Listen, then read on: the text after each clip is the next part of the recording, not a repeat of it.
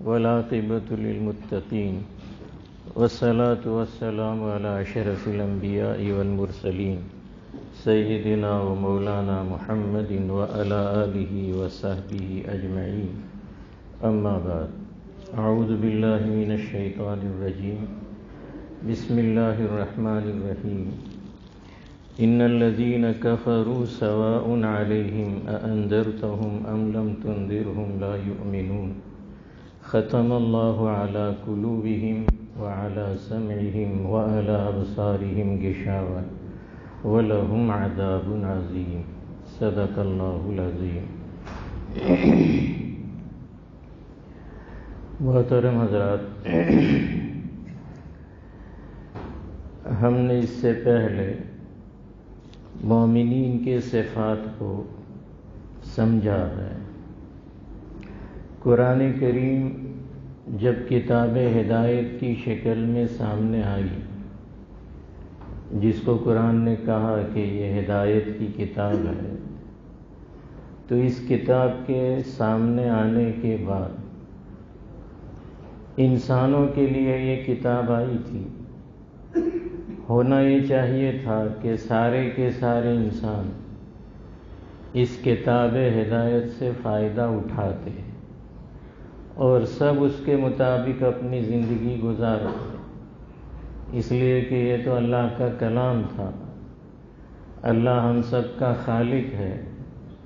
وہ زندگی گزارنے کا جو راستہ بتائے، اس سے بہتر راستہ اور کوئی نہیں ہو سکتا. وہ فطرت کے مطابق بھی ہوتا ہے، اس لیے کہ اللہ خالق فطرت ہے.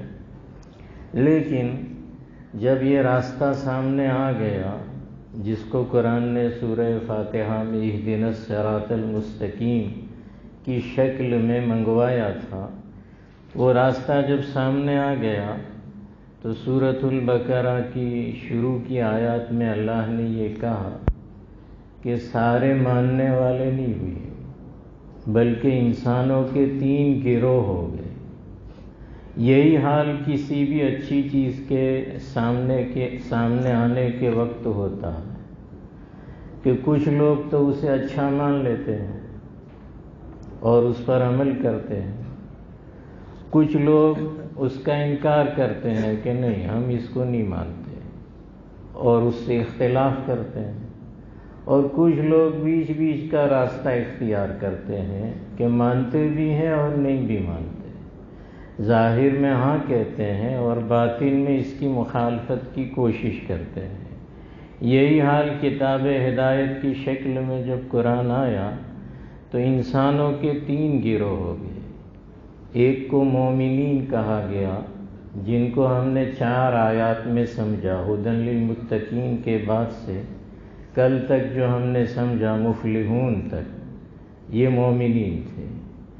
دوسرا ایک گروہ ہوا منکرین کا، نہ ماننے والوں کا، کہ نہ، ہم کتاب ہدایت اسے نہیں مانتے، ہم تو آبا و اجداد کے طریقے پر چلیں گے. ہمارے باپ دادا جس راستے پر چلتے تھے اسی کو ہم اچھا راستہ مانتے ہیں، قرآن کو اچھا نہیں مانتے. تو یہ منکرین ہوئے، کافرین ہوئے، مشرکین ہوئے. اب 2 آیتوں میں جس کو آج پڑھا گیا ہے، اللہ تبارک تعالیٰ ان کافرین اور منکرین کو بیان کرتے ہیں کہ ان کا عقیدہ کیسا ہوتا ہے، وہ کیا مانتے ہیں اور کیسے عمل کرتے ہیں. اور اس کے بعد 13 آیتوں میں منافقین کو بیان کریں گے، جو ادھر بھی نہیں ہوتے ادھر بھی نہیں ہوتے اور کسی طرف نہیں ہوتے.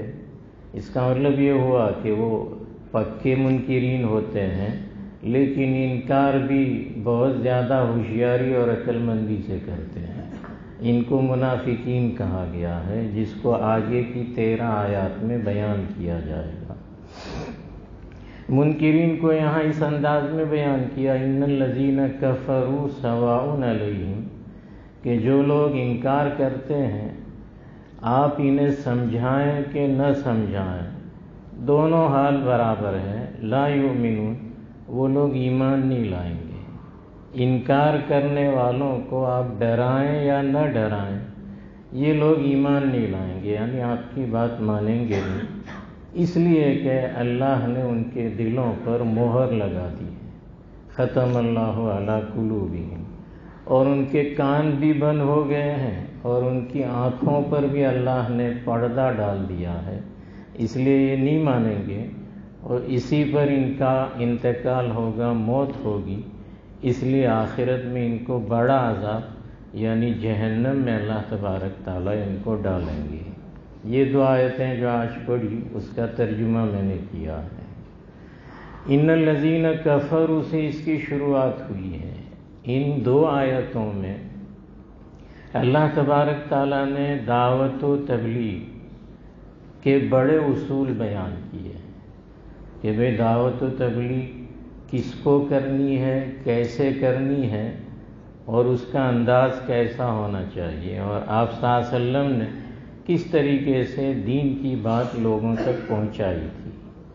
شروعات اس کی جا رہی ہے کہ ان الذین کفروا، کہ یہ کافرین جو ہیں آپ ان کے پاس دین کی دعوت لے کر جائیں کہ نہ جائیں، سمجھائیں کہ نہ سمجھائیں، یہ لوگ ایمان نہیں لائیں گے۔ شبہ ایک تو یہ ہوتا ہے کہ بہت سارے ایسے لوگ ہوئے، خود صحابہ سارے کے سارے سب کافر تھے، سب مشرک تھے۔ آپ صلی اللہ علیہ وسلم نے جب ان کو دین کی دعوت دی تو سب حلقہ اسلام میں داخل ہوئے اور صحابیت کا شرف سب نے پا لیا۔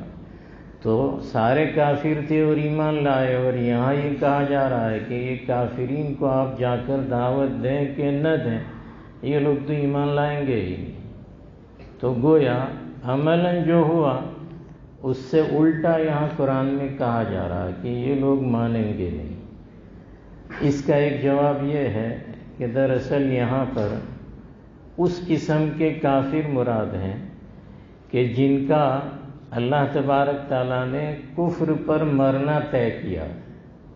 اسی لیے مفسرین نے یہاں پر ان الذین کفروا کے بعد حاشیہ بڑھا کر کہا کہ ابی جہل و ابی لہب، کہ ابو جہل اور ابو لہب جیسے لوگ، اور یہ بھی لکھا ہے ان الذین کفروا کے بعد ثبتوا علی الکفر و ماتوا علیہ، جو کفر پر جمے رہے اور کفر پر ہی ان کی موت ہوئی، یہ لوگ مراد ہیں کہ جن کے مقدر میں اللہ نے انکار اور کفر لکھ دیا ہے، وہ لوگ آپ سمجھاؤ تو بھی ایمان نہیں لائیں گے، ان کے حق میں یہ برابر ہے۔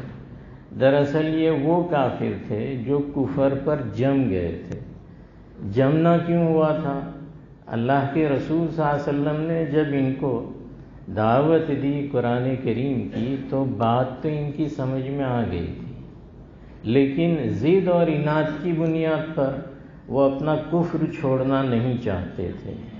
اس لیے ان کے بارے میں کہا کہ چونکہ ان کے مزاج میں باوجود بات سمجھ میں آ جانے کے نہ ماننا شامل ہو گیا ہے، ضد ہے کہ ہم مانیں گے نہیں کسی قیمت پر، اس لیے یہ کفر پر مریں گے، اور ان کو دعوت دینا فائدہ نہیں دے گی، اس لیے کہ وہ لوگ ایمان نہیں لائیں گے۔ تو یہاں پر چونکہ یہ لوگ گھر کے تھے، ابو لہب اور ابو جہل آپ جانتے ہیں کون تھے، بالکل آپ صلی اللہ علیہ وسلم کے خاندان کے قریبی رشتہ دار اور گھر کے، ساری باتیں ان کو سمجھ میں آ گئی تھی آپ صلی اللہ علیہ وسلم کی، مگر صرف یہ ہے کہ ان کو آپ صلی اللہ علیہ وسلم سے عناد تھا، دشمنی تھی کہ اس کو نبوت کیوں دی گئی، یہ کیوں بڑا بن جائے، ہم کیوں اس کی ماتحت ہو جائیں، یہ چھوٹا ہے، ہم رشتے میں بڑے ہیں، ہم کو بڑا ہونا چاہیے، وغیرہ وغیرہ۔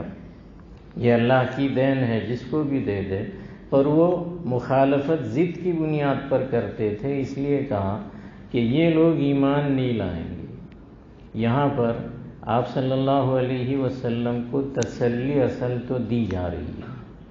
آپ صلی اللہ علیہ وسلم بھی اور سارے انبیاء بھی، اور انبیاء کے جتنے بھی نائبین ہوئے، جتنے بھی دعوت کا تبلیغ کا کام کرتے ہیں، ان تمام کی ایک خاصیت ہوتی تھی، ایک صفت ہوتی تھی۔ آپ صلی اللہ علیہ وسلم نے اس صفت کو اپنے اندر مکمل درجے میں اختیار کیا تھا۔ خود اللہ تبارک تعالیٰ آپ صلی اللہ علیہ وسلم کی اس صفت قرآن میں یہ کہہ رہے ہیں حریص علیکم بالمؤمنین رؤوف الرحیم، کہ تمہارے پاس ایسے نبی آئے ہیں محمد صلی اللہ علیہ وسلم کی شکل میں کہ جو تمہیں ہدایت دینے کے لالچی ہیں۔ حریص، حرص آپ جانتے ہیں کس کو کہا جاتا ہے؟ بدترین گناہ ہے حرص۔ ایسا کہتے ہیں کہ 3 گناہ اصل ہیں، باقی اس سے نکلے۔ گناہوں میں 3 گناہ اللہ والوں نے ایسا لکھا ہے کہ اصل 3 گناہ ہیں اور باقی اسی سے پیدا ہوئے ہیں۔ وہ 3 کیا ہیں؟ پہلا حرص ہے، دوسرا حسد ہے اور تیسرا کبر ہے۔ یہ 3 مائیں ہیں گناہوں کی، اور باقی گناہ ان کی اولادیں ہیں، انہی سے پیدا ہوتے ہیں۔ سب سے پہلے کبر کی وجہ سے شیطان نے انسان کو سجدہ کرنے سے انکار کر دیا اور یہ کہا کہ انا خیر منہ، یہ انانیت ہے۔ جو آدمی بھی اس صفت میں مبتلا ہوگا وہ بے شمار گناہ کرے گا۔ انانیت جس کو کہتے ہیں کہ اس سے تو میں اچھا ہوں، اس سے تو میرا فلاں اچھا ہے، وغیرہ وغیرہ۔ تو وہ اچھے کو کیوں مانے؟ اس لیے کہ اپنے ہی کو وہ تو سب سے اچھا مانتا ہے، تو ہر اچھائی کا انکار کرے گا۔ اور اسلام ایک اچھائی ہے، اس کا بھی وہ انکار کر دے گا۔ تو اس نے انکار کر دیا کہ میں اس سے اچھا ہوں انسان سے۔ خلقتنی من نار وخلقتہ من طین، میں تو آگ سے بنا ہوں اور یہ مٹی سے بنا ہے۔ اب اس کو اس سے کیا لینا دینا کہ کس سے بنا ہے؟ حکم اللہ دے رہا تھا، اس لیے آدمی اپنی طرف نہ دیکھے، شریعت کا حکم دیکھے کہ مجھے شریعت یعنی اللہ کیا کہتی ہے، میں کہاں ہوں۔ آپ جانتے ہیں نماز میں، آپ جانتے ہیں کہ اذان ہوتے ہی جو مسجد پہنچ جائے اور وضو کر کے پہلی صف میں امام کے پیچھے بیٹھ جائے، شریعت کہتی ہے اس کا حق ہے کہ وہ وہاں بیٹھے۔ اب گاؤں کا یا ملک کا بادشاہ آئے، بعد میں آئے، اور وہ چاہے کہ اس کو یہاں سے ہٹا کے پیچھے کر دینے، وہ پیچھے کھڑا رہے، تو سارے مسجد والے کہیں گے کہ بھئی جوتوں کے پاس کھڑا رہے، اس لیے کہ تو اسی وقت آیا تھا اور یہ پہلے آیا ہے، اس لیے اس کا حق ہے کہ وہ پہلے کھڑا رہے گا۔ اللہ کے یہاں کوئی چھوٹا بڑا نہیں ہوتا، تو بڑا ہوگا اپنے یہاں کا جہاں تیری حکومت ہے، یہاں اللہ کا گھر ہے، اور اللہ کے گھر میں ایک ہی صف میں کھڑے ہو گئے محمود و ایاز، نہ کوئی بندہ رہا نہ کوئی بندہ نواز، سب ایک جیسے ہیں اللہ کے یہاں نے۔ تو بڑھائی کیا ہے؟ یہاں آ کے ختم ہو جاتی، یعنی شریعت بڑھائی نہیں پسند کرتی، شریعت عمل کو دیکھتی ہے۔ شریعت انسان کی شکل کو یا عہدے یا منصب کو نہیں دیکھتی، بلکہ اس کے عمل کو دیکھتی ہے۔ تو یہ کبر پہلا جرم تھا، اور حسد و حرص جب انسان آ گیا تو آدم کے 2 بیٹوں میں حسد ہو گیا اور حرص ہو گیا لڑکی کو پانے کے لیے، چنانچہ حابیل کو قابیل نے مار دیا، اور دنیا میں سب سے پہلا خون جو ہوا وہ حسد کی وجہ سے ہوا اور حرص کی وجہ سے۔ حابیل کو یہ لڑکی کیوں ملے اور قابیل چاہتا تھا مجھے ملے، وہ مجھے کیوں نہیں ملے، اس کو یہ نہیں ملنی چاہیے۔ جیسے کہ ہم حسد کرتے ہیں، اللہ نے کسی کو کوئی نعمت دے دی لیکن اسے کیوں ملی اور مجھے کیوں نہیں ملی، تو جھلتے رہتے ہیں۔ تو اس حسد کی بنیاد پر دنیا میں پہلا سب سے بڑا گناہ قتل کا ہوا۔ وہ لالچ کرتا تھا کہ اس کی نعمت خود لے لے۔ تو حرص، حسد اور کبر اگر کسی میں ہے تو اسے دور کرنے کی کوشش کرنی چاہیے۔ اور آپ کو یہ بھی بتا دوں کہ اللہ والوں کے یہاں خانقاہ میں جب لوگ جاتے ہیں تو اللہ والے دیکھتے ہیں کہ کس میں کون سا گناہ یا کون سی برائی پائی جاتی ہے۔ جیسے ہم اپنی نظروں سے دیکھتے ہیں، جس کو بصارت کہا جاتا ہے، کہ کسی کے کپڑے پہ کالا دھبا ہو تو ہم اپنی آنکھ سے دیکھتے ہیں اور کہتے بھی ہیں کہ یار تمہارے کپڑے پہ دھبا ہے۔ ایسے ہی اللہ والے دل میں جو برائی ہوتی ہے اسے دیکھتے ہیں، اسے بصیرت کہا جاتا ہے، کہ ان کی دل کی نگاہیں کھلی ہوتی ہے، آنے والے کو وہ اندازہ کر لیتے ہیں کہ اس کا ایمان کس درجے کا ہوتا ہے اور کون سے گناہ میں یہ مبتلا ہے۔ ہمارے بہت سارے اللہ والوں کے جو بیانات ہوتے تھے وہ حاضرین مجلس کے احوال کے مطابق ہوتے تھے، کوئی عنوان نہیں ہوتا تھا جیسے ہم یہ قرآن کی آیات سمجھتے ہیں، ایسا نہیں۔ لوگ بیٹھتے تھے تو دیکھتے تھے ان کی طرف، اور بیان شروع کرتے تھے. جب وہاں سے اٹھ کے جاتے تھے تو سننے والے حاضرین یہ کہتے تھے کہ آج کا بیان تو الہامی تھا، حضرت نے ہمارے لیے کیا، یعنی ہماری بھی اصلاح مقصود تھی کہ جو کچھ کہا وہ ہم میں ہی پایا جاتا ہے. اس کو الہامی بیان کہتے ہیں کہ اللہ ان کے دل میں وہ بات ڈال دیتے ہیں. تو بہرحال وہاں جب اللہ والوں کے پاس بھی جاتے ہیں تو یہ 3 ہی بیماریوں کا پہلے علاج ہوتا ہے. اور یہ 3 بیماری جس میں ہوتی ہے اسے تو نظر نہیں آتی، جس میں ہوتی ہے اسے دکھتی نہیں ہے. جس میں کبر ہوگا وہ کہے گا کہ نا میں تو بہت تواضع والا آدمی ہوں، پر ہے اس میں، وہ دیکھتے ہیں، اس کو نظر آتی. بہت سارے اللہ والے تھے اور اللہ والوں کی یہاں پہنچے، یعنی جانے والا بھی چھوٹے درجے کا آدمی نہیں تھا، پر اس میں کسی درجے میں کبر تھا. تو انہوں نے پہچان لیا تو ان کو یہ کہا کہ آپ جب سب مجلس والے بیٹھ جائیں تو آپ کو اٹھ کے جانے کا اور سب کے چپل ٹھیک کر کے پھر مجلس میں بیٹھنے کا. تو یہ چپل ٹھیک کروانا گویا ان میں جو تھوڑی بہت انانیت تھی اس کا علاج کروایا کہ بھئی اس کا علاج ہونا. اور ایسا کہتے ہیں کہ یہ 3 بیماریاں جلدی نہیں جاتی، خانقاہ میں جانے اور اصلاح کے بعد بھی نہیں جانتی.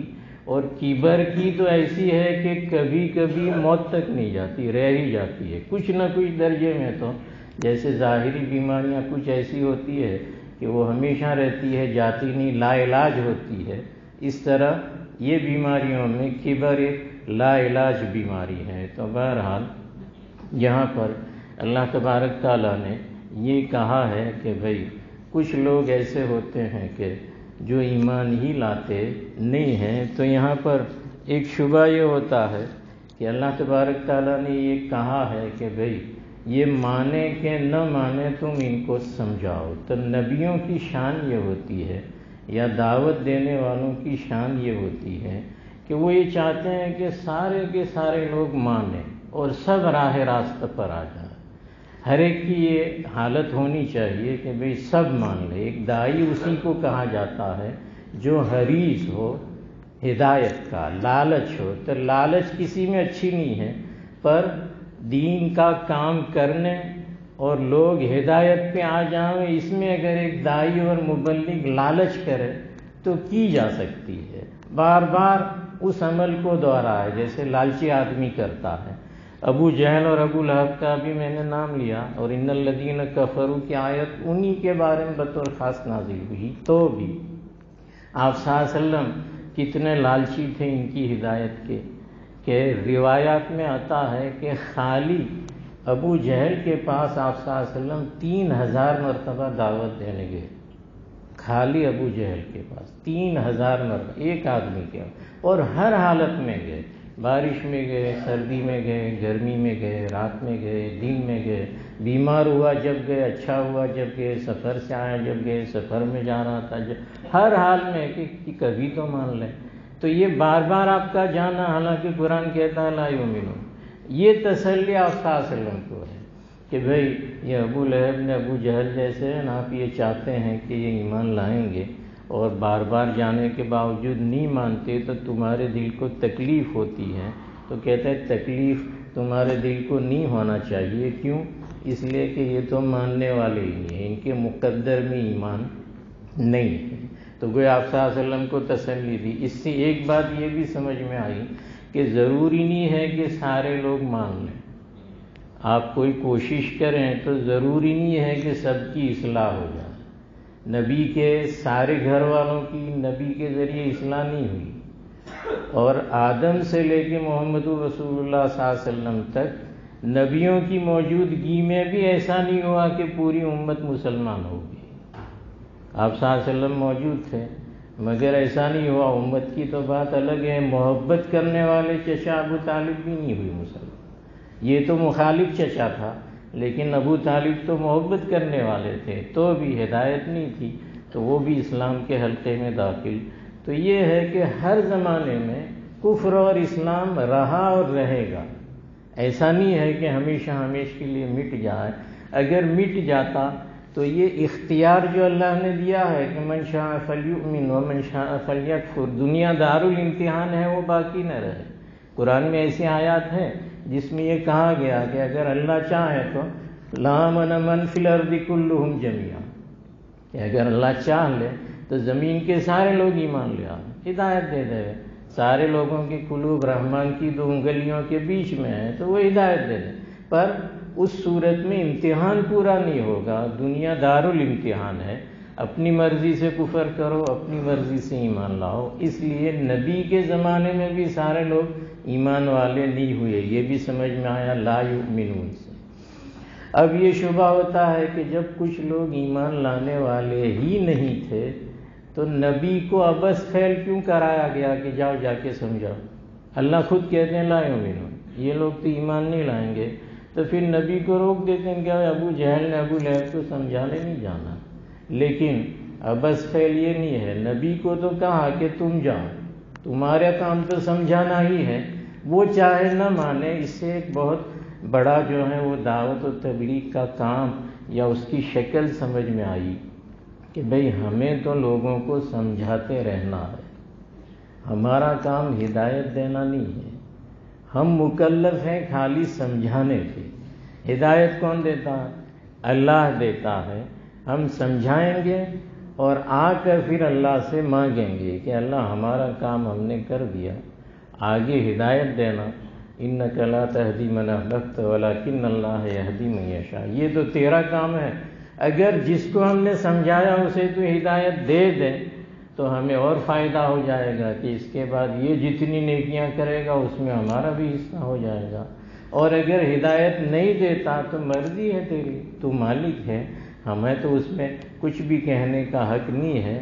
تو گویا سامنے والا مانے تو ڈبل فائدہ کہ بھئی وہ جتنا کام کرے گا اتنا ثواب اب جس کے ذریعے ہدایت ملی اسے بھی مل جائے گا۔ اور اگر مان لو ہم 3000 بار کسی کو کہنے گئے تو بھی نہیں مانا تو یہ 3000 مرتبہ کی دعوت ضائع نہیں ہوئی، اس کا ثواب تو ملے گا نہیں۔ اسی لیے کیا کہا؟ ان الذین کفروا سواء علیہم کہا۔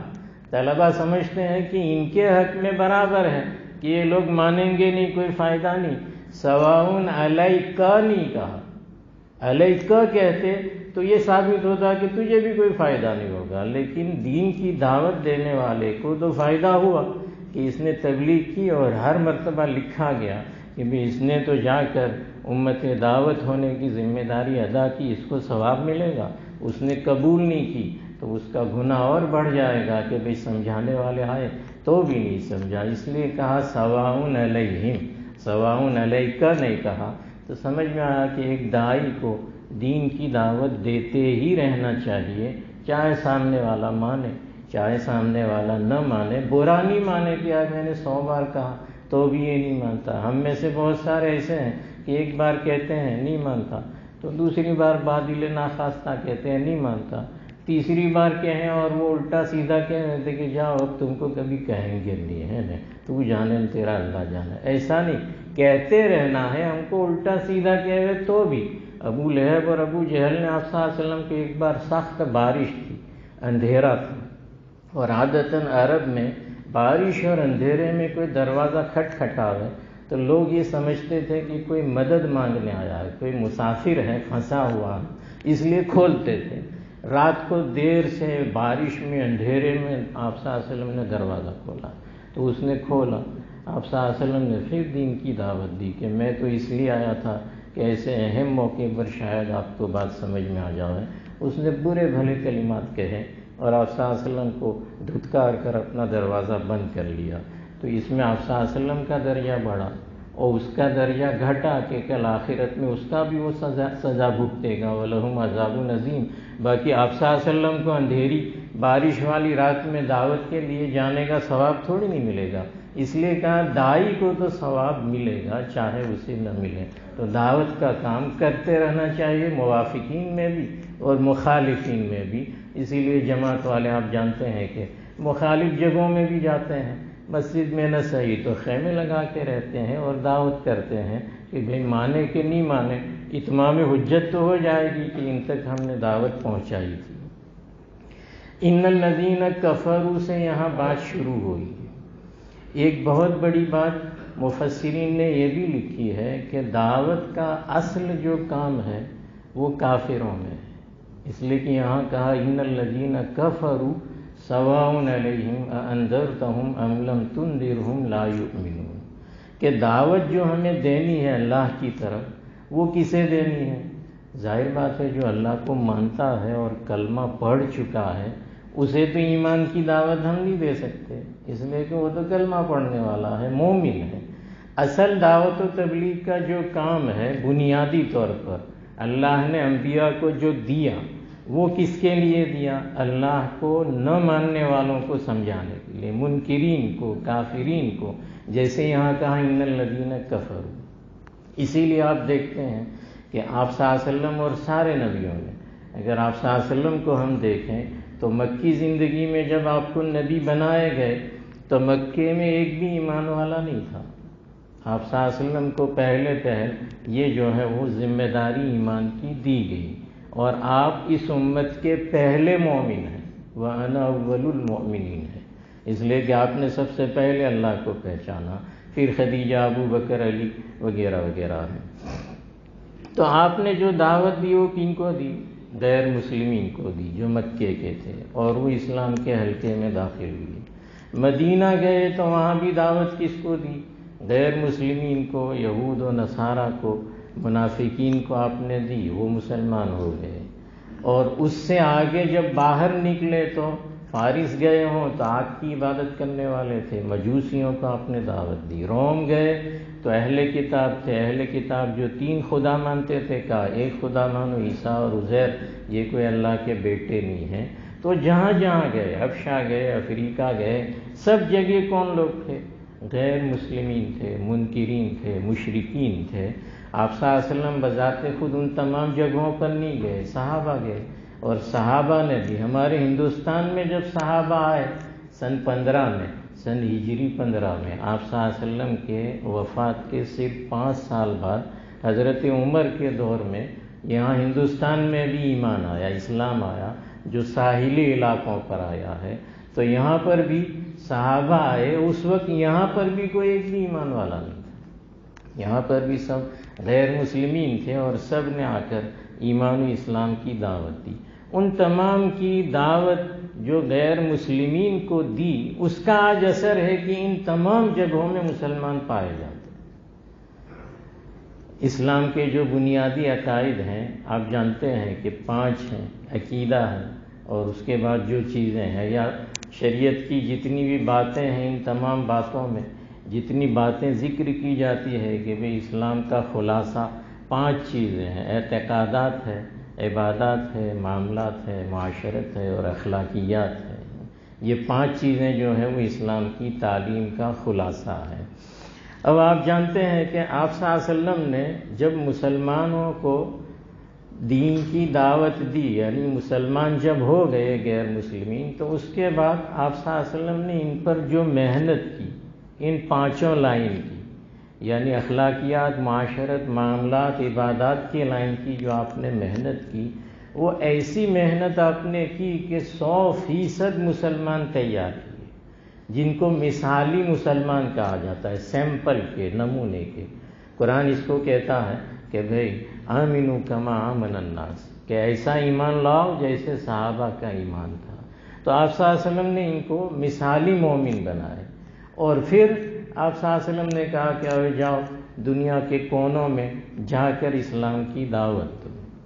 یہ لوگ جب دنیا میں دعوت دین دینے کے لیے گئے تو انہوں نے دین کی دعوت کے الگ الگ طریقے اختیار کیے۔ جا کر سیدھے غیر مسلمین کو ایسا نہیں کہا کہ پڑھ لو کلمہ، ایسا نہیں کہا۔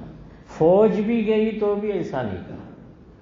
آپ صلی اللہ علیہ وسلم یا صحابہ کی فوج گئی تو بھی جا کر ایسا کہا کہ بھئی دیکھو ہم مسلمان ہیں، ایک اللہ کو مانتے ہیں، بہت سارے اللہ ہو نہیں سکتے، اگر تم کلمہ پڑھ لو تو دنیا اور آخرت کا فائدہ ہے، تم ہمارے بھائی میں، ہم تمہارے بھائی۔ ہم کوئی ملک بڑھانے، جغرافیہ بڑھانے آئے نہیں ہیں، ہم تو بس تمہیں دین سمجھانے کہ بھئی دنیا اور آخرت بن جائے گی تمہیں۔ اگر وہ مان لے تو کوئی مسئلہ ہی نہیں تھا، نہ مانے تو پھر کہتے ہیں ہماری ماتحتیم رہو اور دین سمجھو۔ ہمیں ماتحت نہیں بنانا، غلام نہیں بنانا، پر چند روز ہمارے ساتھ رہو گے تو تم سمجھ لو گے کہ بھئی ہم کیا تمہیں دینا چاہتے ہیں، اور ہم کو زمانے نے بدنام کیا، ہم برے لوگ نہیں ہیں، ہم اچھے ہیں، تم خود تجربہ کرو۔ اور پھر بھی نہ مانے تو پھر جنگ ہوا کرتی تھی، اور اللہ کی مدد مسلمانوں کے ساتھ ہوتی تھی۔ اب وہ معاشرہ جو تھا وہ سیدھا دعوت نہیں دیتا تھا، بلکہ اسلام میں آپ صلی اللہ علیہ وسلم نے جو صحابہ کو آئیڈیل بنائے تھے نا، اخلاقیات میں، معاشرت میں، معاملات میں، عبادات میں، اس آئیڈیل کی بنیاد پر وہ نمونہ پیش کرتے تھے۔ ایک مثال خالی دوں، انڈونیشیا اور ملیشیا کی۔ آج آپ جانتے ہیں کہ مسلم اکثریت والے ملک ہیں، وہ اس میں زیادہ مسلمان پائے جاتے ہیں۔ کیسے اسلام پہنچا؟ کوئی دعوت و تبلیغ کے ذریعے نہیں پہنچا، بلکہ قرن اول کے لوگ وہاں گئے تاجر بن کے، اور دکانیں اپنی شروع کی، دکانیں شروع کی ایمانداری کے ساتھ، اخلاق کے ساتھ، معاملات معاشرت کے جو مسائل شریعت نے بتائے تھے اس کے ساتھ، کہ جائز نفع لینے کا، اچھی چیز دینے کی، دھوکہ نہیں دینے کا، جھوٹ نہیں بولنے کا، وغیرہ وغیرہ۔ جہاں جہاں ان کی دکانیں ہوتی تھی، نمازوں کے وقت میں لائن پڑ جاتی تھی، اس لیے کہ وہ ظہر کے وقت دکان بند کر کے اپنی نماز پڑھتے، مسجدیں تو تھی نہیں، اپنے گھر میں پڑھتے تھے۔ آدھا گھنٹہ 1 گھنٹہ لگ جاوے تو 10-15 آدمی لائن میں کھڑے ہو، جب آوے تو کہتے تھے کہ یار کہاں چلے گئے تھے، اتنی دیر سے ہم بیٹھے ہیں، تو وہ یہ کہتے تھے کہ یہ دوسری دکانیں بغل میں ہیں، اس سے لے لو۔ یعنی ان کی کوئی مخالفت نہیں کہ میرا ہی بکے اس کا نہ بکے، وہ مسلمان کی نہیں ہوتی تھی، تو وہ کہتے تھے کہ نہ وہ تمہارے جیسا سودا نہیں دیتے تھے، اس لیے ہم تم سے ہی لیتے ہیں۔ پھر دھیرے دھیرے، ایسا تو ہر نماز میں ہوتا تھا، تو ظاہر بات ہے کہ لوگ پوچھیں گے کہ آخر تم چلے کہاں جاتے ہو، کیا کام ہوتا ہے، بعد میں کرو کام۔ تو انہوں نے یہ کہا کہ نہیں، یہ کام ہم بعد میں نہیں کر سکتے، ہم مسلمان ہیں، اور 5 وقت کی نماز جس اللہ نے ہم کو پیدا کیا ہے اس کی بندگی کے لیے پڑھنا ہمارے لیے ضروری ہے، اور اس میں ایسا ایسا ہوتا ہے۔ تو لوگوں نے یہ سمجھا کہ اصل میں ان کا جو مذہب ہے نا، وہ مذہب ان کو ایمانداری کی دعوت دیتا، اس لیے انہوں نے بھی اسلام قبول کر لیا کہ یار یہ تو بہت اچھا ہے، چلو ہم بھی ایسا کریں گے۔ تو ملک کے ملک ایک سچے تاجر کی ایماندارانہ اور سچی تجارت کی بنیاد، انہوں نے باقاعدہ دین کی دعوت نہیں دی، یہ تاریخ ہے ان ملکوں کی، لوگ ہلکے اسلام میں داخل ہو گئے ہیں۔ تو اصل میں ہوا یہ کہ دعوت دین تو دینا کس کو تھا؟ کافروں کو، غیر مسلمین کو، لیکن دھیرے دھیرے آپ کے زمانے میں صحابہ تو کیسے تھے؟ معیار تھے کہ پورا دین لے کر چلتے تھے، ان کو دیکھ کے لوگ اسلام لے آتے۔ پھر تابعین کا دور آیا، پھر تبع تابعین کا دور آیا، پھر بادشاہوں کا دور آیا، تو اس میں دین میں کمزوری شروع ہو گئی۔ ایسی کمزوری شروع ہوئی کہ اب خود مسلمانوں کی اصلاح کی ضرورت پیش آئی، اخلاق خراب ہو گئے، معاملات خراب ہو گئے، معاشرت خراب ہو گئی، عبادات ان کی ضائع ہونے لگی، نمازیں چھوڑنے لگے۔ تو بعد کے دور کے جو لوگ ہیں انہوں نے اب توجہ کس پر دینی شروع کی؟ یار اپنے خراب ہیں تو اس کو آئیڈیل بنا کے پیش نہیں کر سکتے، پہلے ان کی اصلاح کرو، یہ ٹھیک ہو جائیں گے تو پھر اسلام کی دعوت آسانی سے ہو سکے گی۔ آج جتنے لوگ اسلام کا مطالعہ کرتے ہیں ان سب کا جائزہ یہ ہے، ان سب کی رپورٹ یہ ہے کہ اسلام بہت اچھا مذہب ہے، دنیا میں اس کا کوئی جواب نہیں تعلیمات کے اعتبار سے، لیکن مسلمان بہت بری قوم ہے، دنیا میں اس کا جواب نہیں عمل کے اعتبار سے، کہ اسلامی تعلیمات بہت اچھی ہے۔ آیا ہی اسلام اس لیے ہے کہ سارے ادیان پر غالب آ جائے، قرآن نے اس کو ذکر کیا ہے کہ لیظہرہ علی الدین کلہ، لیکن دین سب پر غالب دلائل سے تو آ سکتا ہے کہ بھئی ہمارے پاس دین کی یا زندگی جینے کی جو شکلیں ہیں اللہ نے بتائی ہیں وہ کسی مذہب کے پاس نہیں ہے، وہ فطرت کے عین مطابق ہے، لیکن ہم جو جی رہے ہیں وہ کیسا جی رہے ہیں؟ ظاہر بات ہے بالکل اس سے الٹا ہے۔ اس لیے اب نفرت ہو گئی ہے مسلمانوں سے لوگوں کو، اس لیے کہ انہوں نے خود اپنے مذہب پر عمل کرنا چھوڑا۔ تو یہ تبلیغ و دعوت کی جو دوسری شکل پیدا ہوئی نا، وہ اس کمزوری کی وجہ سے ہوئی کہ ہمارے ہی اخلاق ٹھیک نہیں ہے تو پہلے ان پر محنت کرو، جب جا کے ہم دوسروں کو دعوت دے سکتے ہیں۔ باقی غیر مسلمین پر اگر محنت کی جاتی تو یقیناً آج جو احوال ہم دوستوں دیکھ رہے ہیں وہ احوال نہ ہوتے۔ سچی بات یہ ہے کہ جتنی دعوت و تبلیغ کی محنت غیر مسلمین اور برادران وطن پر ہونی چاہیے تھی، آج کی بات نہیں کہہ رہا ہوں، ہندوستان کی پوری تاریخ یہ بتا رہی ہے۔ ہمارے یہاں اتنا تو آپ جانتے ہیں کہ 800 سال مسلمانوں کی حکومت رہی ہے، 800 سال تک۔ آپ سمجھ سکتے ہیں کہ حکومت کا کیا مطلب ہوتا ہے۔ اسلام زبردستی کسی کو مسلمان بنانا تو نہیں کہتا، لا اکراہ فی الدین، دین میں کوئی زبردستی نہیں ہے، لیکن اگر ان سلاطین کے زمانے میں اسلامی دعوت غیر مسلمین تک صحیح انداز میں پہنچ جاتی تو یقیناً وہ اسلام کو ماننے پر مجبور ہو جاتے، اس لیے کہ ان کے پاس تو کوئی صحیح مذہب ہی نہیں ہے، کوئی زندگی گزارنے کا صحیح طریقہ ہی نہیں ہے۔ آج ہم دیکھ رہے ہیں کہ برادران وطن کے پاس زندگی گزارنے کا یا اور دوسرے معاملات میں کیا کیا جائے، میراث کیسے تقسیم کی جائے، پچھلی مجلسوں میں آپ نے سن لیا، ان کے پاس کوئی طریقہ ہی نہیں ہے۔ لیکن ہم اپنا طریقہ بتانے میں اتنے لمبے عرصے میں، جبکہ ہماری حکومت بھی تھی، ہم کامیاب نہیں رہے، بلکہ بادشاہوں نے سوائے بادشاہت کرنے کے اور کوئی کام ہی نہیں کیا ہے۔ یہاں تک کہ اپنی بادشاہت بچانے کے لیے اکبر نے تو نیا دین ایجاد کر لیا، جس کو دین الہی کہا، کہ سب کے دینوں کو جمع کر لیا تاکہ میری حکومت ہمیشہ ہمیشہ باقی رہے۔ جب اپنی حکومت بچانے کے لیے اپنا دین بھی وہ بگاڑ دے تو پھر اپنے دین کی تبلیغ تو وہ کہاں کرے گا؟ اس لیے دوستو یہ کام نہیں ہو سکا۔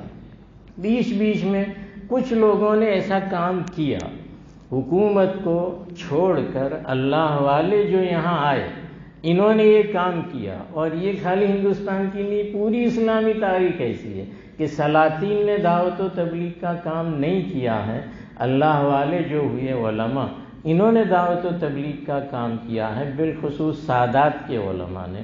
چنانچہ آج ہندوستان میں آپ جو بھی شکلیں دیکھ رہے ہیں اسلام و ایمان کی، وہ ان کی قربانیوں کی بدولت ہے۔ مثال کے طور پر خواجہ معین الدین چشتی اجمیری آئے، دلی سے اجمیر کا سفر کرتے ہیں تو فقط ان کے اخلاق اور ان کی باتیں سن کے 1,00,000 آدمی غیر مسلمین کلمہ پڑھتے ہیں، مسلمان توبہ نہیں کرتے، غیر مسلمین کلمہ پڑھتے ہیں اس زمانے میں۔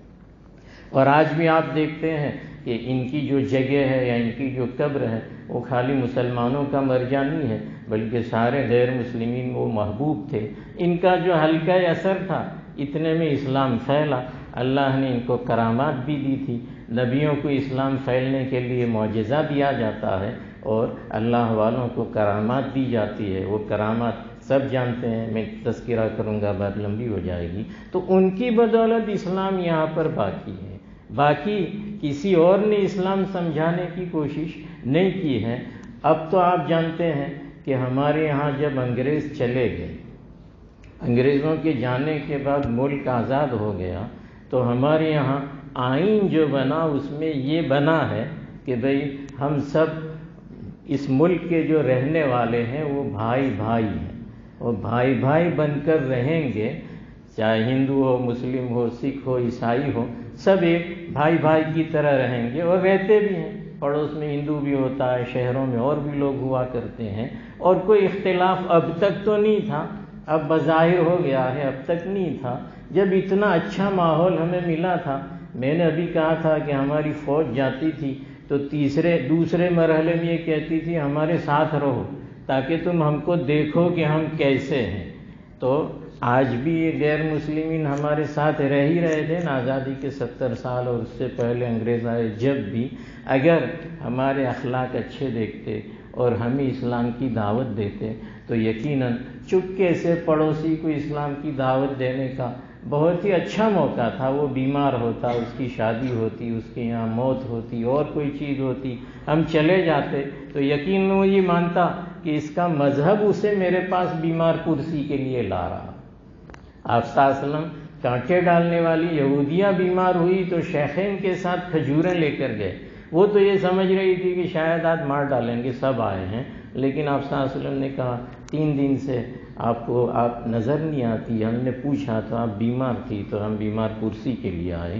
اس نے سمجھا کہ میں کانٹے ڈالنے والی دشمن اور یہ مجھے کھجوریں دینے آئے، میں اچھی نہیں ہوں، یہ تو بہت اچھے ہیں، اور کلمہ پڑھ لیا اور اسلام۔ آپ نے اسے بھی دعوت نہیں دی کہ کلمہ پڑھ لو، تو کانٹے بھی شاتی تھی، کہاں ماننے والی تھی؟ آپ نے دعوت نہیں دی، اخلاق کا مظاہرہ کیا تو وہ ایمان کے حلقے میں داخل ہو گئی۔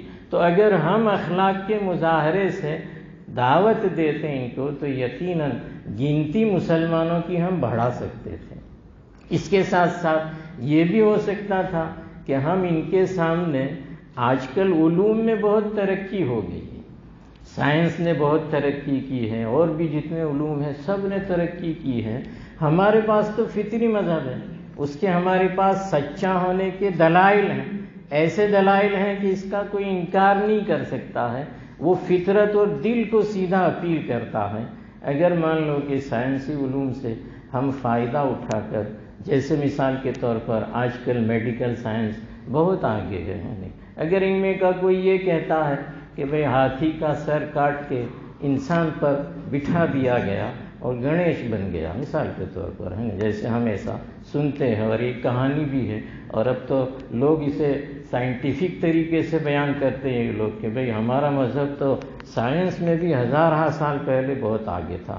ہم ان کو یہ کہہ سکتے ہیں کہ یار آج ایسا ایک آدھ کر کے دکھا دو نے تو اچھا ہے، اس لیے کہ طب کی دنیا اب تو کچھ بھی ماننے کے لیے تیار نہیں، چاہے یہ جو ضدی ہیں وہ نہ مانتے، لیکن میڈیکل سائنس میں جو غیر مسلمین آگے بڑھ گئے ہیں وہ تو ماننے پر مجبور ہوتے ہیں، وہ کہتے ہیں کہ یار یہ بیکار باتیں کرتے ہیں، یہ جو کہتے ہیں یہی صحیح بات ہے، تو یہی لوگ تو ان کی پشت پناہ ہی کرتے ہیں۔ ان کو آگے کون بناتے ہیں؟ ائمۃ الکفر جو ہیں وہ آگے، سب برے تھوڑی ہیں، چند لوگ برے ہیں، وہ ان کو آگے بڑھاتے ہیں۔ ان چند کو اگر ہم سمجھانے میں کامیاب ہو جاتے، تاریخ دوستو، اتہاس یہ مسلمانوں کا فن رہا ہے، سب سے پہلے مسلمانوں نے تاریخ لکھی ہے، اور ابن خلدون جو ہیں وہ تاریخ کا فلسفی آدمی گزرا ہے، لوگوں کو تاریخ لکھنا اس نے سکھایا ہے۔ اب یہ تاریخ کا سب سے بڑا جھوٹ ہے جس نام سے آج مسلمانوں کو پریشان کیا جاتا ہے، رام نام کا کوئی تھا ہی نہیں، یہ سب سے بڑا جھوٹ ہے، اور ہم نہیں کہتے، غیر مسلمین بھی کہتے ہیں، اور جو کہتے ہیں ان کے بڑے بڑے وکلا کہتے ہیں کہ بتاؤ تو صحیح وہ کب تھا اور کیسے ہوا، لیکن اس کو چپ کر دیا جاتا ہے کہ یار چپ بیٹھو، یہ ہمارے آستھا کا مسئلہ ہے، ہم جو کہتے ہیں وہ مذہب ہے۔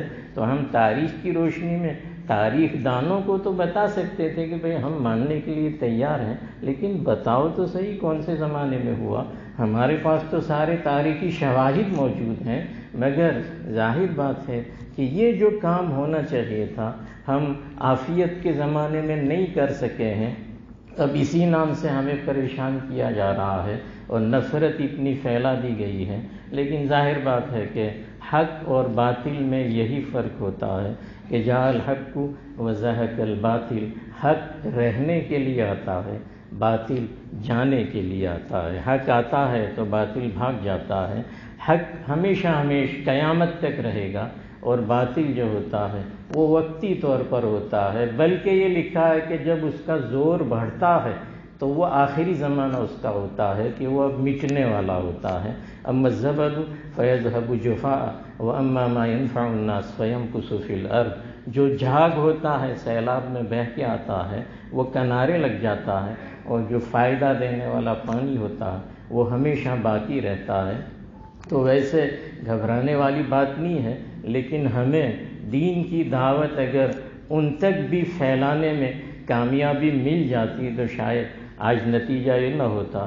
آج کم سے کم ان 2 ملکوں کی جو تعداد ہے آپ دیکھ رہے ہیں، ان میں 1/3 بلکہ 1/4 ہی تعداد دونوں کو ملا کے مسلمانوں کی ہے، باقی سب کے سب غیر مسلمین ہیں۔ چلیے ہمارا سیاسی جو بھی نقصان ہوا، ہم یہ سمجھتے ہیں ہمارا یہ نقصان ہوا کہ ہم نے دعوت کے فریضے کو انجام نہیں دیا، اور 1 کروڑ سے 100 کروڑ سے اوپر کے ہمارے ساتھ رہنے والے بھائی تک ہم صحیح دین نہیں پہنچا سکے، ان کو جہنم سے بچا نہیں سکے اور جنت میں ہم لے نہیں جا سکے، جبکہ امت دعوت ہونے کے افراد کے نتیجے میں یہ ہماری دوستوں ذمہ داری تھی۔ تو یہاں یہ بھی سمجھ میں آیا کہ ان الذین کفروا سواء علیہم انذرتہم ام لم تنذرہم لا یؤمنون۔ اب ایسے کچھ لوگ ہیں کہ جو اس آیت کا مصداق ہیں کہ ان کو سمجھاؤ کہ نہیں سمجھاؤ، ابھی تو یہ ماننے والے نہیں ہیں۔ پھر آگے کہا ختم اللہ علی قلوبہم وعلی سمعہم، یہ لمبی بات ہے۔ سبحانک اللہم وبحمدک وتبارک اسمک وتعالی جدک وجل ثناؤک ولا الہ غیرک، یا ربی صلی وسلم دائما ابدا علی حبیبک خیر الخلق کلہم۔ اللہم لا سہل الا ما جعلتہ سہلا وانت تجعل الحزن سہلا اذا شئت، لا الہ الا اللہ الحلیم الکریم، سبحان اللہ رب العرش العظیم، والحمد للہ رب العالمین۔ نسألک موجبات رحمتک وعزائم مغفرتک والغنیمۃ من کل بر والسلامۃ من کل اسم، لا تدع لنا ذنبا الا غفرته ولا هما الا فرجته ولا ضرا الا كشفته ولا دينا الا قضيته ولا مريضا الا شفيته ولا ضالا الا هديت ولا حاجة هي لك رضا ولنا فيه صلاحا من حوائج الدنيا والآخرة الا قضيتها ويسرتها يا ارحم الراحمين يا اكرم الاكرمين يا ذا الجلال والاكرام۔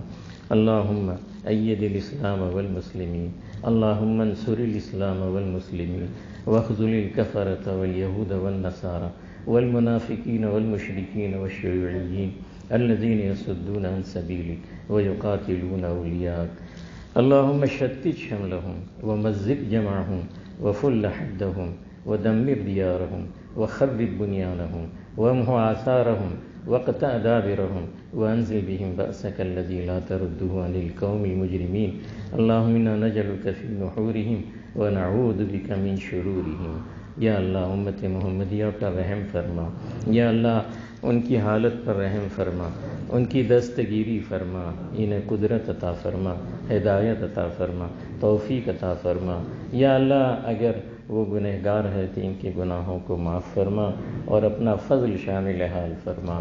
یا اللہ رمضان میں ویسے بھی آپ بلا کر معاف کرتے ہیں، یا اللہ آج کی معافی میں ہم تمام کو شامل فرما۔ یا اللہ تیرا نام لینے والا جہاں کہیں ہو اس کی جان مال عزت آبرو کی حفاظت فرما۔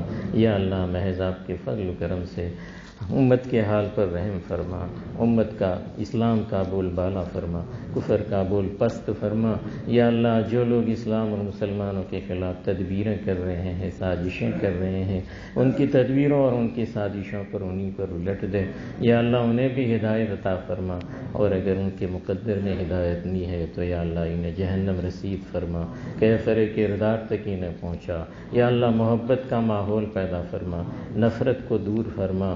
یا اللہ بھائی بھائی رہنے کی توفیق عطا فرما۔ یا اللہ جو لوگ نفرتیں پھیلا رہے ہیں یا اللہ ان کی گرفت فرما، ان کے قلوب کی حالت کو بدل دے۔ یا اللہ مسلمان جہاں پریشان ہے یا اللہ صرف اس لیے پریشان ہیں کہ وہ آپ کا نام لیتے ہیں، یا اللہ وہ آپ کی نمازیں پڑھتے ہیں، یا اللہ وہ آپ کی بڑائی بیان کرتے ہیں، یا اللہ محض آپ کے نام کی وجہ سے ان کی مسجدوں کو، ان کی املاک کو، یا اللہ ان کی جانوں کو، یا اللہ ان کی عزتوں کو ضائع کیا جا رہا ہے۔ یا اللہ رمضان المبارک کا مہینہ ہے، یا اللہ وہ ایک مستقل عبادت آپ کے لیے کر رہے ہیں، یا اللہ اس میں تو ان کی دستگیری فرما، ان احوال کو ٹھیک فرما، اور یا اللہ ہمیشہ ہمیشہ کے لیے اسلام اور مسلمانوں کی حفاظت اور ہمیشہ ہمیشہ کے لیے سربلندی کا سامان فرما۔ یا اللہ ہم مانتے ہیں کہ یہ حالات ہماری کمزوریوں کی وجہ سے ہے، یا اللہ ہم نے اسلام کو چھوڑ دیا ہے، ہم نے نمازوں کو چھوڑ دیا ہے، ہم نے تیرے کلام کو چھوڑ دیا ہے، ہم نے دعوت و تبلیغ کو چھوڑ دیا ہے، ہم نے ہمارے اخلاق بگاڑ لیے ہیں، ہمارے عقائد و معاملات خراب کر لیے ہیں، ہماری معاشرت خراب ہے۔ یا اللہ اس کی وجہ سے یہ حالات آتے ہیں۔ آپ نے تو کہا ہے کہ اگر پکے مسلمان ہو جاؤ گے تو غالب تم ہی رہو گے۔ یا اللہ ہدایت آپ کے پاس ہے، یا اللہ ہماری مسجدوں کو آباد کر دے، یا اللہ جوانوں کو نماز کی توفیق عطا فرما، یا اللہ 5 وقتہ نماز سے ہماری مسجدوں کو آباد آباد فرما، یا اللہ تلاوت کی توفیق عطا فرما، تہجد کی توفیق عطا فرما، ذکر کثیر عطا فرما، اسلام سے اور اسلامی تہذیب سے محبت اور وابستگی عطا فرما، یا اللہ غیر مسلم اور غیر اسلامی تہذیب سے ہمیں نفرت عطا فرما، یا اللہ محض آپ کے فضل و کرم سے ہدایت کی ہوائیں عام فرما دے، یا اللہ ہمارے جوانوں کو جوانی کا تقوی عطا فرما، جوانی کی عبادت عطا فرما، یا اللہ عبادت کی لذت عطا فرما، یا اللہ انہیں محنت و مشقت کرنے کی توفیق عطا فرما، ہماری خواتین میں عفت عصمت حیا پاک دامنی اور حجاب کا رواج عام فرما، یا اللہ انہیں گھروں کو سنوارنے اور بچوں کی تربیت کی توفیق عطا فرما، یا اللہ ہمارے حال پر رحم فرما، ہماری بستی پر اپنا خصوصی رحم اور فضل نازل فرما، یا اللہ دین کی ہوائیں عام فرما، اتحاد اتفاق محبت عطا فرما، ناچاکی اور اختلاف سے ہماری حفاظت فرما، یا اللہ ہمارے اوقات میں، اعمال میں، قوا میں، روزی روزگار میں، بیوی بچوں میں، جان میں، مال میں، کھیتی باڑیوں میں، تجارت میں برکتیں عطا فرما، یا اللہ ہمارے تھوڑے میں برکت عطا فرما، یا اللہ ایمان پر خاتمہ عطا فرما، یا اللہ صراط مستقیم کی ہدایت عطا فرما، یا اللہ قبر کی، حشر کی، میزان کی، صراط کی منزلیں آسان فرما، حوض کوثر کا جام آپ صلی اللہ علیہ وسلم کے ہاتھوں عطا فرما، جہنم سے پوری حفاظت فرما، یا اللہ جنت کا دخول اولین عطا فرما، یا اللہ جنت میں آپ صلی اللہ علیہ وسلم کا جوار اور آپ کی زیارت و دیدار عطا فرما، یا اللہ حساب دیے جانے سے پہلے حساب کر لینے کی توفیق عطا فرما، یا اللہ موت سے پہلے موت کی تیاری کی توفیق عطا فرما، یا اللہ آنے والے مصائب سے، حوادثات سے، فتنوں سے، فساد سے یا اللہ تو ہماری حفاظت فرما، دجال کے فتنے سے، یاجوج ماجوج کے فتنے سے، قرب قیامت آنے والے فتنوں سے حفاظت فرما، یا اللہ ہلاک کرنے والے گناہوں سے ہماری حفاظت فرما، حرص سے، حسد سے، کبر سے، انانیت سے، غرور سے ہماری حفاظت فرما، غضب سے، انتقام سے حفاظت فرما، جھوٹ سے، غیبت سے، حسد سے، چغلی سے، یا اللہ مسلمان کے آبرو ریزی سے، لڑائی جھگڑے سے، نفاق سے، شقاق سے، شک سے، شبہ سے، یا اللہ تو ہماری حفاظت فرما، ایمان کامل، یقین صادق، قلب خاشع، دام لسان ذاکر عطا فرما، یا اللہ آپ کی محبت عطا فرما، یا اللہ آپ کے نبی کی محبت عطا فرما، عشق الہی اور عشق نبوی سے وافر حصہ عطا فرما، سنت و شریعت کی اتباع عطا فرما، حقوق ادا کرنے کی توفیق عطا فرما، حق تلفی سے ہماری حفاظت فرما، یا اللہ پریشان حالوں کی پریشانی دور فرما، یا اللہ جو قید و بند میں ظلم محبوس ہیں ان کو عافیت کے ساتھ رہائی عطا فرما،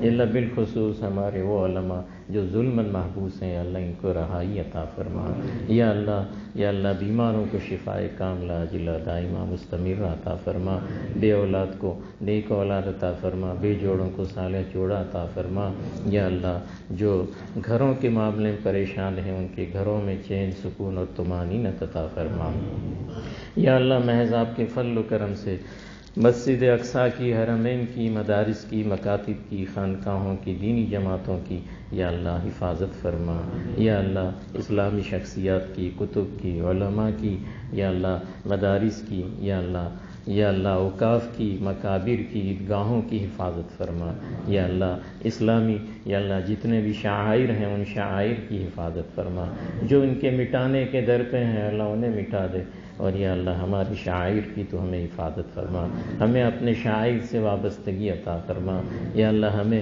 اپنی تہذیب سے وابستگی عطا فرما، یا اللہ ہمارے لباس سے، ہمارے رہن سہن سے، ہمارے معاملات سے ہمیں وابستگی عطا فرما، یا اللہ محض آپ کے فضل و کرم سے ہم تمام کی مغفرت فرما، یا اللہ اس مجمع میں وہ لوگ بھی ہیں یا اللہ جو بارش ہیں جن سے آپ حیا کرتے ہیں، یا اللہ چھوٹے بچے بھی ہیں، یا اللہ نوجوان بھی ہیں کہ جن کی عبادت پر آپ کو رشک آتا ہے، یا اللہ یہ سب آپ کے کلام کی محبت سے یہاں سننے کے لیے جمع ہوئے ہیں، یا اللہ یہ آپ کے گھر میں جمع ہوئے ہیں، یا اللہ بہتر وقت افطار میں جمع ہوئے ہیں، یا اللہ یہ اس قابل ہیں کہ ان کی معافی کر دی جائے، یا اللہ انہیں معاف کر دے، یا اللہ قرآنی علوم انہیں سکھا دے، اور یا اللہ ہمیشہ یا اللہ رمضان کے علاوہ اوقات میں بھی یا اللہ ایسی ہی پابندی کی انہیں توفیق عطا فرما، یا اللہ جو مانگا وہ بھی عطا فرما، جو مانگنے سے رہ گیا اپنی شایان شان عطا فرما، یا اللہ ہم اپنے حال اور اپنی شان سے مانگتے ہیں،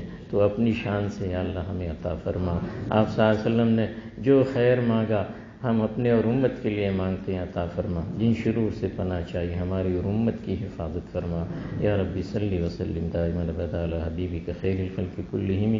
سبحان ربک رب العزۃ عما یصفون وسلام علی المرسلین۔